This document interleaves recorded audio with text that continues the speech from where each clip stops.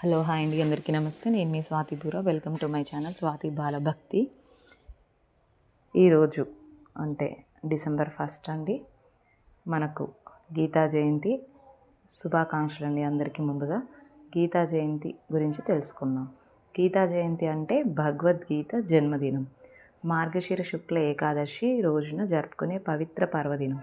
ఈ రోజున శ్రీకృష్ణ పరమాత్మ అర్జునుడికి భగవద్గీత ఉపదేశం చేసినట్లు పండితులు చెప్తారు.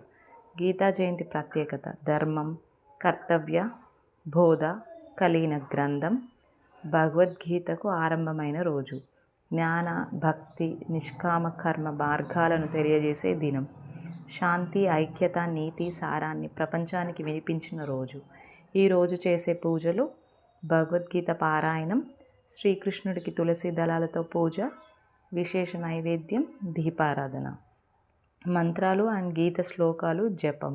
ముఖ్యంగా ఓం నమో భగవతే వాసుదేవాయ ఈ శ్లోకాన్ని, ఈ మంత్రాన్ని 108 సార్లు పఠిస్తే చాలా మంచిది.